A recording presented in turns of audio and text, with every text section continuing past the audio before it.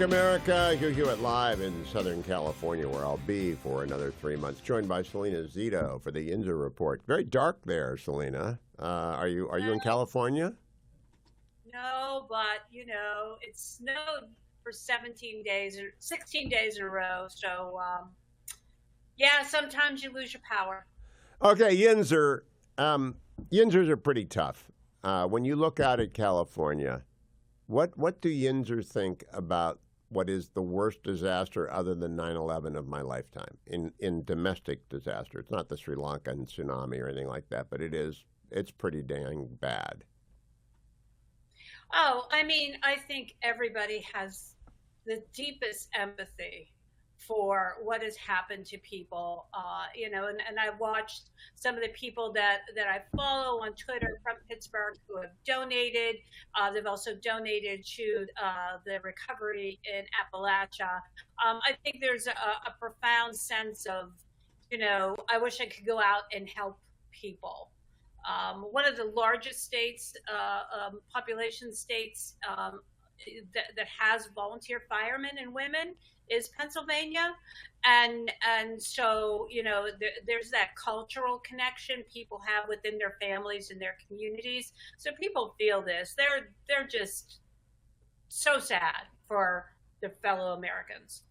Do you expect anything to change politically as the result of the massive incompetence at every level? And this is not, we do have Santa Ana's every year. This was a big Santa Ana event, but it's not unprecedented. And we had at least 2 days warning, and it still happened. Do you think anyone will realize that our bureaucratic state doesn't work?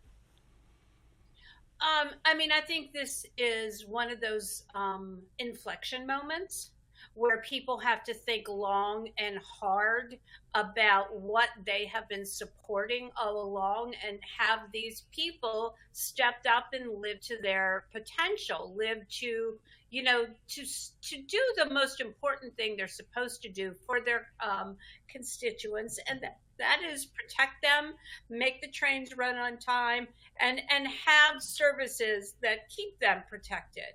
And I think the first person that's going to have the most immediate impact is going to be Los Angeles Mayor Karen Bass. She has failed on numerous levels. She has and failed them on promises that she made and did not keep. What do I mean by that? She promised, she pledged to not leave the country as mayor, and not to travel. And she was doing just that, and didn't seem like she was in all that big of a hurry to get back. Now, I know she's, was 17 hours away. However, she was told from the reporting that I've been reading, it's going to be bad. I don't know what she was told, but I knew it was going to be bad. Salena, I want to switch subjects while we have time. John Fetterman is become the most interesting senator, met with Donald Trump this week. Yep. Do you expect him to vote for Pete Heth? I would err on the side of yes. I think, I interviewed President Trump on Sunday night right after the meeting. Trump left that meeting very impressed with Fetterman, and while the conversation was private, they talked about the things that they can work on together, and President Trump said that would be U.S. Steel, the border, his support for geopolitical things like Greenland, but also Israel.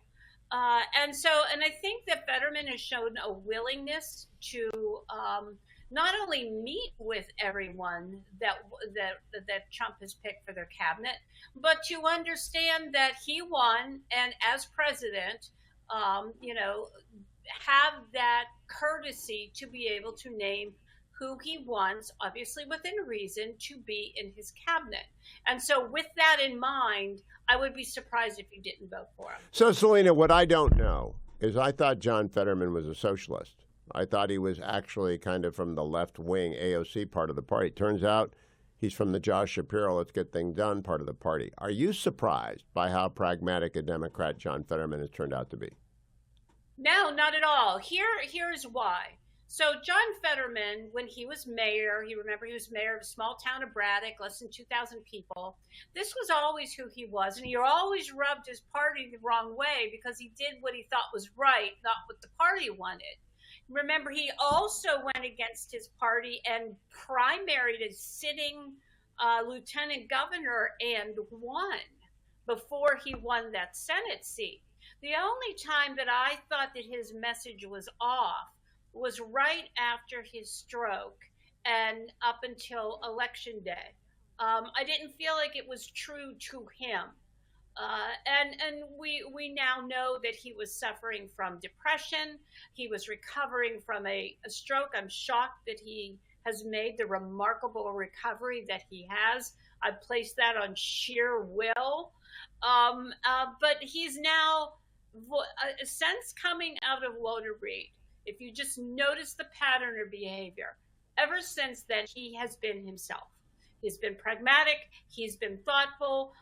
He may be not the most polished. I think that's something that him and Trump share.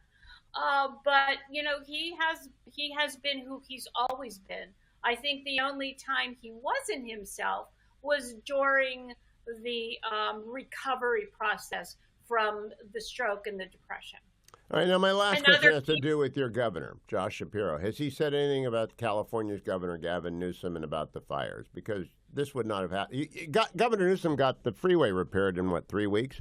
Governor Shapiro got the freeway up in 3 weeks. It was very Pete Wilson-esque. Has he said a word about the California disaster? It wasn't even 3 weeks. It was 3 days. 3 days. Shapiro hasn't, but he wouldn't. And he hasn't been asked. I know he's getting ready for the budget. I know he's having long conversations about U.S. Steel and how to make that something work. And I think that's been his focus. But I have said this repeatedly.